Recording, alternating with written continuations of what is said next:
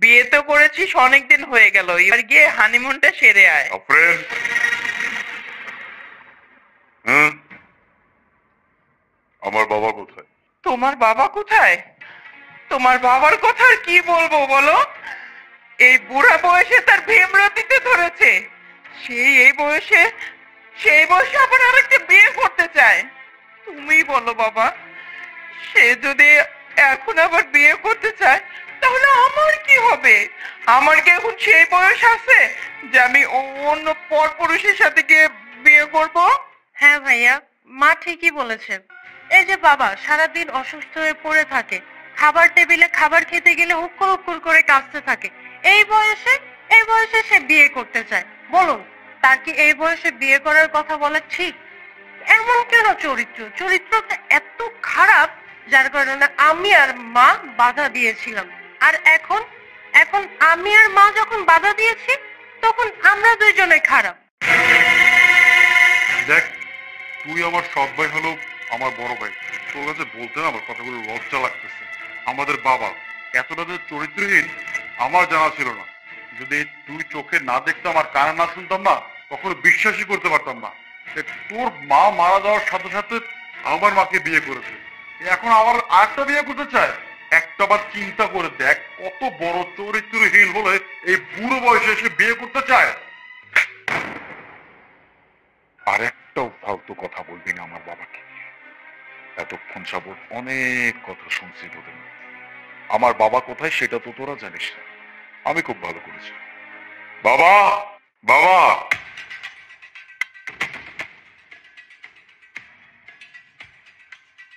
তুমি বাবাকে কোথায় পেলে? আমি বাবাকে কোথায় বললাম, শোনো তাহলে।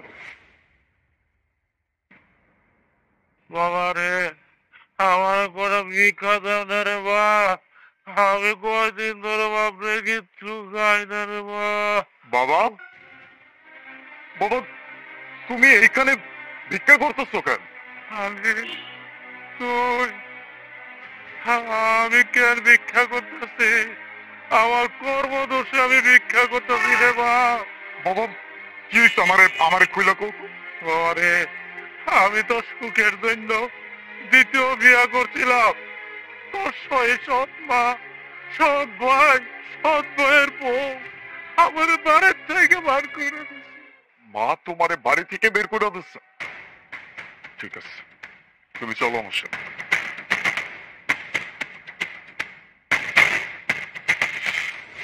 এবার বুঝতে পারছি আমি আমার বাবাকে কোথায় পেয়েছি। কিন্তু আফরিন, আমি একটা জিনিস ভেবে খুবই অবাক হচ্ছি। এত কিছু ঘটে গেছে, তুমি আমাকে একটা কিচ্ছু জানাও কেন?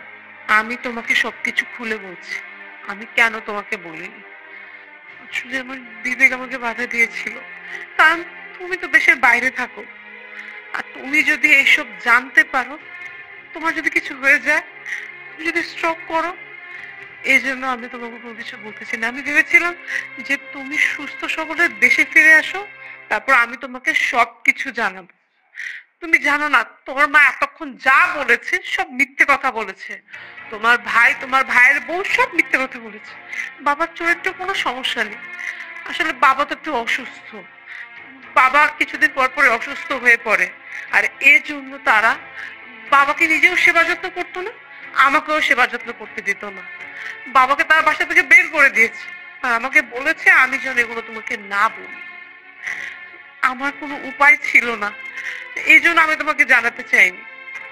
কিন্তু আমি, বিশ্বাস করে, আমি জানতাম যে তুমি আসলেই তুমি কোনো না কোনো ভাবে বাবাকে খুঁজে বের করবে, বাবাকে তুমি বাসায় নিয়ে আসবে। তাই আমি এতদিন মুখ বুঝে তাকে সব কিছু সহ্য করে গেছি। তুমি যদি এর জন্য আমাকে শাস্তি দিতে চাও তাহলে আমাকে শাস্তি দিতে পারো, কিন্তু আমি পরিস্থিতির শিকার ছিলাম, তাই আমি তোমাকে কিছু জানাতে পারি। এত কিছু হয়ে গেছে? হ্যাঁ, আমার বাবার সাথে এত কিছু হয়ে গেছে, আমি কিচ্ছু জানতে পারি না। এতদিন পর্যন্ত এই অমানুষগুলোর জন্য নাকি আমি এত পরিশ্রম করছি। এই, আমি প্রবাস জীবনে কেন গেছি? হ্যাঁ, যেন আমার পুরো পরিবারটা ভালো থাকে এই জন্য গেছি। আর এসে আমি এগুলো কি দেখতেছি? আমার বাবা রাস্তায় রাস্তায় ভিক্ষা করতেছে। আমার জন্মদাতা পিতা রাস্তায় ভিক্ষা করতেছে তার তার পেটে কিছু খাবার দেওয়ার জন্য। এগুলো দেখার আগে আমি আমি মরে গেলাম না কেন? এই মানুষটা কত কষ্ট করে আমাকে মানুষ করছে। ছোট্টবেলায় মাকে হারাইছি, আমার যেন কখনো কষ্ট না হয় এই জন্য হয়েছে এই যে এই মানুষটাকে বিয়ে করছে। আমার মা সব ছেলে বলে এরকম করতেছেন? হ্যাঁ, সব ছেলের টাকা খাইতে পারতেছেন, কিন্তু সব ছেলের বাবাকে একটু দেখাশোনা করে রাখতে পারেন নাই। এরকম মানুষ কেন আপনারা?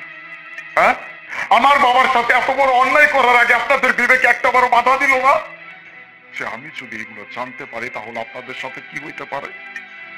অসুস্থ একটা মানুষ, তাকে বাড়ি থেকে বের করে দিচ্ছেন। কত বড় বিবেকহীন মানুষ আপনারা।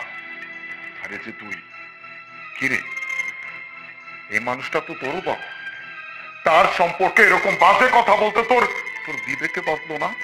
এরকম একটা নোংরা অপবাদ দিয়ে তাকে তোরা বাড়ি থেকে বের করে দিছিস, আমার কাছে মিথ্যা কথা বলতেছিস। কতটা অকৃতজ্ঞ মানুষ হলে এরকম কাজ করতে পারে?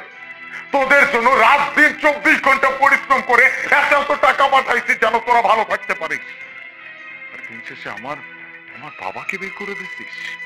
হ্যাঁ, আরে যে তুমি তুমি যদি আজকে কোনো মেয়ে মানুষ না হতে, আমার ভাইয়ের গালে যে থাপ্পড়টা আমি দিচ্ছি এটা তোমার গালে ওই বসাবে। নিজের শ্বশুরের নামে এরকম উল্টা পাল্টা অপমান দিয়ে তাকে বাড়ি থেকে বের করে দিচ্ছ, আবার আমার সামনে মিথ্যা কথা বলতেছ। একটা অমানুষের চাপ, এই অমানুষের চাপ গুলার জন্য নাকি আমি এত পরিশ্রম করছি, আমার নিজের কাছে নিজের ঘৃণা লাগতেছে। অনেক হয়েছে, অনেক হয়েছে।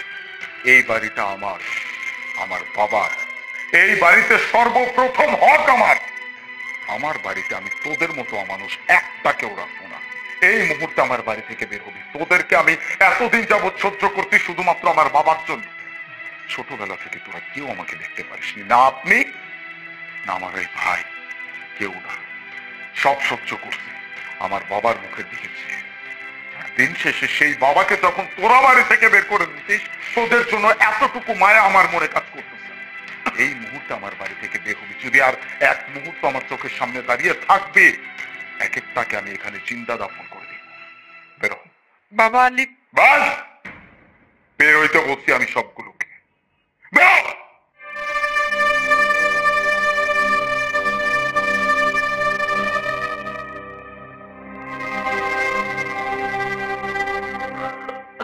বাবা, আপনি কোনো চিন্তা করবেন না। আজকে থেকে আমি আপনার মেয়ে, আমি আপনার ছেলের বউ। আপনার সবকিছু আমি দেখাশোনা করব।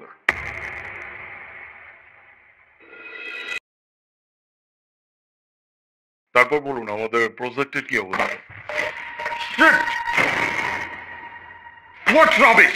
চোখ দিয়ে দেখে কাজ করতে পারো না? ময়লাগুলো যে টেবিলের উপর ফেললা এখন। এখানে আমি একটা ইম্পর্টেন্ট মিটিং করতেছিলাম। ভাই তুই?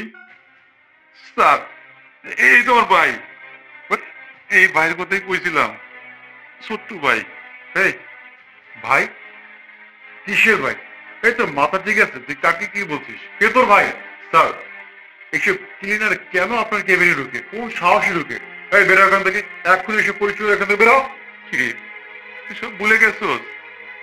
আমি তোর বড় ভাই, সেই ছোট্টবেলা থেকে তোর লালন মনে করে বড় করছি, আর তুই আমার চিনতে পারতেছিস না? ওই ফকিরের বাচ্চা, আর একটা কথা বলবি না, এখান থেকে চুপচাপ বেরিয়ে যা। এই আমি আমি কিছু বুঝতে পারতেছি না। ভাই মানে কি? উনি তোমার ভাই? স্যার স্যার আপনি ওর কথা একদম বিশ্বাস করবেন না। এরকম একটা ফকিরের বাচ্চা কথা একদমই বিশ্বাস করবেন না স্যার। স্যার আপনি একবার ওকে দেখুন আর আমাকে দেখুন, ওর সাথে কোনোভাবে যায়। এই তুই এখন দাঁড়িয়ে আছিস কেন? বেরো এখান থেকে। রুমটা একদম বন্ধে ভরে গেছে। বাস, আর একটাও কথা বলবেন না আপনি। সে আমার কোম্পানির একজন স্টাফ। আমার কোম্পানির স্টাফকে আমার রুম থেকে বের হতে বলার সাহস আমি আপনাকে দিয়ে রাখিনি।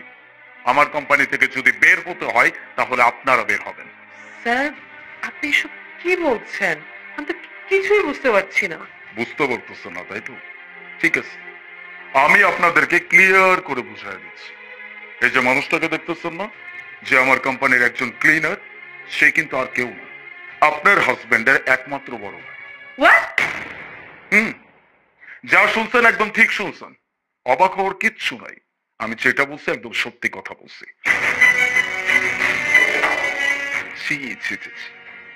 আমার ভাবতেও অবাক লাগতেছে, এইরকম একটা নিচু মন মানসিকতার মানুষের সাথে নাকি আমি বিজনেস ডিল করতে যাচ্ছিলাম। ভাগ্য ভালো আমি আপনাকে আজকে পরীক্ষা করতে চাইছি।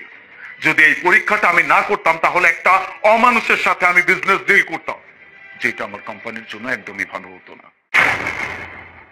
এখন আপনি আমাকে জিজ্ঞেস করতেই পারেন, এত বড় একটা সত্যি আমি কিভাবে জানলাম? আমি বুঝিয়ে দিচ্ছি আপনাকে। প্রতি মাসে আমাদের কোম্পানি থেকে যতগুলো বড় প্রজেক্ট হ্যান্ডেল করা হয়, সেই প্রত্যেকটা প্রজেক্টের ছবি আমাদের ব্যানারে টানানো হয়। সেখানে উনি আপনার ছবিটা দেখছিল। দেখার পরে আমাকে বলছে, এই মানুষটাকে আপনি চেনেন? আমি সুন্দর করে বলছি, এই মানুষটার সাথে আমি অনেক বড় একটা বিজনেস ডিল করতে যাচ্ছি, যেটার ছবি এখানে লাগানো আছে। তখন উনি আমাকে বলছিল, আপনি হচ্ছেন ওনার ছোট ভাই। আমি অবাক হয়েছিলাম। আমি তাকে দ্বিতীয়বার আবারও জিজ্ঞেস করছি। তখন সে আমাকে পুরো ঘটনা একদম ক্লিয়ারলি বলছে। তারপর আমি বুঝতে পারছি যে হ্যাঁ, সত্যি সে আপনার বড় ভাই। আমি আজকে শুধুমাত্র এটাই দেখতে চাইছিলাম, আপনার বড় ভাইয়ের সাথে আমি খারাপ আচরণ করার পরেও আপনার বুকটা একটু কেঁপে ওঠে কিনা। কিন্তু এখানে যেটা আমি দেখছি, আমি নিজেই অবাক হয়ে যাচ্ছি।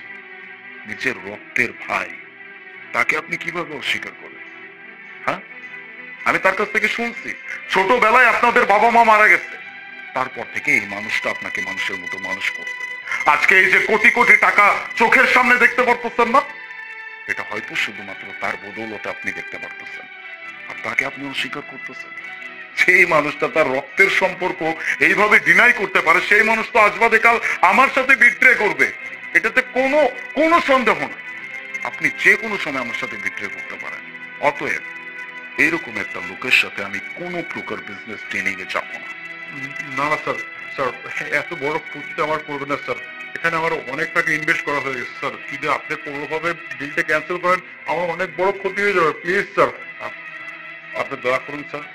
আপনাদের লাভ হবে নাকি ক্ষতি হবে সেটা আপনাদের ব্যাপার। আমি আপনাদের সাথে আর কোনো কথা বাড়াইতে চাচ্ছি না। আউট। দাঁড়া স্যার, ও স্যার, আমার ছোট ভাইটারে বাইক করে দিয়েন না। আপনি চোর হাত করে কইতেছি স্যার। এই যে বাইডা, সেই ছোট্টবেলা থেকে লালন পালন করে বড় করছি, কখনো তার কষ্ট দেয় নেই কেন, ও কখনো কষ্টও পায় নাই কেন। আমি আমি আমার বাবা মারা কথা দিছিলাম, তোমার বলারে আমি আমি নিজে সন্তানের মতো মানুষ করবো। কিন্তু লেখাপড়া কইরা বড় হইয়া মানুষের মতো মানুষ ঠিকই হয়েছে, শেষ পর্যন্ত আমারে ছিল না। আমারে কইলো, ভাইজান আমার আমার 5 লক্ষ টাকা লাগবে ব্যবসা করতে। আমার যে বাড়িটুকুন ছিল ওইটা বিক্রি করে আমার হাতে ধরায় দিছি। এরপরে কই গেল, কোথায় খুঁজে পাইলাম না। এই অফিসে আমি আর আমার বউ ক্লিনারের চাকরি করি। কেন করি জানেন? খালি বারবার আমার বউটা কয়, তোমার ভাইটার তুমি একদিন খুঁজে পাইবা। যেদিন আমার ভাইটার ছবি দেখলাম, ওই দিন থেকে আমার মনটা মনে কইছে আমার ভাইটারে ঘুরে পামু। স্যার, আমার ভাইটারে আমি কোনোদিন কষ্ট দিই নেই। আজকে যদি ওরা বাইর করে দেন, সবচেয়ে বেশি কষ্ট আমি পাবো স্যার। আমার ভাই ডিলটা আপনি ক্যান্সেল করেন না। আমি চাই আমার ভাই আরো বড় হোক, ও আমার পরিচয় দিক বা না দিক তাতে আমার আসে যায় না। ওই উপরে আল্লাহ আছে না। আমার মা বাপ চলে গেছে তো নিয়ে আসে, আমার মা বাবার আত্মারা খুশি হয়ে বল স্যার, আমার ভাইয়ের ডিলটা ক্যান্সেল করেন না। ছি ছি ছি ছি ছি ছি ছি। আমি ভাবতেও পারছি না আমি তোমার মতো একটা অমানুষকে বিয়ে করেছি। মানে যে মানুষ টাকার জন্য নিজের ভাইকে অস্বীকার করে ফেলে। হ্যাঁ, এই তোমার কাছে কোনোদিন আমি বলেছিলাম যে আমার অনেক টাকা পয়সা আমার ফ্যামিলি লাগবে? বলিনি তো। আরে আমি তো চেয়েছিলাম যে একটা ভালো মানুষকে আমি বিয়ে করব, যার মধ্যে মনুষ্যত্ব বোধ, বিবেক বোধ সবকিছু আছে। কিন্তু না, তোমার মতো তো কোনো কিছুই নেই। তুমি একটা স্বার্থপর।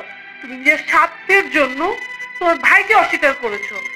এমন তো হতে পারে যে ভবিষ্যতে তুমি স্বার্থের জন্য আমাকে পর্যন্ত অস্বীকার করে ফেলবে, আমাকে ডিভোর্স দিয়ে দিবে। আমার ভাবতেই অবাক লাগছে আমি তোমার মতো একটা মানুষের সাথে সংসার করছি। যাই হোক, তোমাকে বুঝিয়ে কোনো লাভ নেই। স্যার, আমি এই ডিল নিয়ে আপনাকে আর কোনো রিকোয়েস্টই করবো না। আপনার যেটা ভালো মনে হয় আপনি সেটাই করুন। স্যার প্লিজ আমাকে ক্ষমা করে দিন, আর ডিলটা কোনোভাবে ক্যান্সেল করেন না স্যার। ঠিক আছে, আমি আপনাদের সাথে এই ডিলটা করতে পারি, তবে তার আগে আমার একটা শর্ত আছে। শর্ত? কি শর্ত স্যার? আমি এই ডিলটা বাস্তবায়নের জন্য সব শর্ত রাজি আছি স্যার। আপনি যদি আপনার বড় ভাইয়ের কাছে এই মুহূর্তে আমার সামনে ক্ষমা চান আর এই মানুষটা আপনাকে ক্ষমা করে দেয়, তাহলে আমি আপনাদের সাথে ডিলটা নিয়ে চিন্তা করতে পারি। ভাইয়া, তুমি আমাকে ক্ষমা করে দাও ভাইয়া। সেই ছোটবেলা থেকে কোলে পিঠে করে মানুষ করেছ। ছোটবেলায় বাবা মাকে হারিয়েছি, কখনো বাবা মার অভাব বুঝতে দেওনি, যখন যা চেয়েছি তুমি তাই দিয়েছ, কখনো কষ্ট দেওনি ভাইয়া। মানুষের মতো মানুষ করেছো, নিজে না খেয়ে আমাকে খাওয়াইছো ভাইয়া। আর সেই আমি স্বার্থপরের মতো টাকার জন্য তোমাকে ভুলে গেছি। আজ একটা বড় বিজনেস করার জন্য যখন তোমার কাছে 5 লাখ টাকা চেয়েছি, তুমি একটা বারের জন্য জিজ্ঞেস করোনি। তোমার বিটা পাতি সব বিক্রি করে দিয়ে আমাকে টাকা দিয়েছো। আর আজকে যখন আমি একজন সফল বিজনেসম্যান হয়েছি, তখন তোমাদেরকে আমি ভুলে গিয়েছি। ভাইয়া, আমি অনেক বড় অন্যায় করে ফেলেছি ভাইয়া, তুমি আমাকে মাফ করে দাও। ভাইয়া, তুমি মনে করো না যে এই ডিলটার জন্য আমি তোমার কাছে ক্ষমা চাইছি। সত্যি ভাইয়া, আজকে আমি বুঝতে পেরেছি যে রক্তের বাঁধন কখনো ছিন্ন করা যায় না। আমি অনেক বড় অন্যায় করে ফেলেছি ভাইয়া, মাফ করে দাও। বাস, আর কই থাকবে না। আমি স্যারের হাতে পায়ে ধরে হলো তোর ডিলটা ফাইনাল করাবো, তোর ডিল ক্যান্সেল হইব না। আমি আমি তোর বড় ভাই বেঁচে থাকতে তোর জীবনে কোনোদিন আর দুদিন আইব না। আমি মন থেকে দোয়া করি সব সময় তুই বড় হওয়া, ভালো থাক। স্যার, আপনি আমার অনেক সম্মান করেন, অনেক ভালোবাসেন। আমি 2টা হাত জোর করে কইতেছি, আমার ভাইয়ের ডিলটা আপনি ক্যান্সেল করেন না। ঠিক আছে, আমি শুধুমাত্র আপনার কথায় আপনার ভাইয়ের সাথে এই ডিলটা করতেছি। তবে আপনাকে একটা কথা বলি, এরকম একটা হীরের টুকরো বড় ভাইকে নিজের পায়ে লাথি মেরে সরাই দিতেছেন, এটার পরিণতি কিন্তু একদমই ভালো হবে না। সবকিছুর কিন্তু শেষ আছে, কথাটা মাথায় রাখবেন। আপনাদের সাথে কথা বলার মতো মুড এখন আমার নাই। আপনাদের সাথে পরে আমি কথা বলে নিব। লিভ।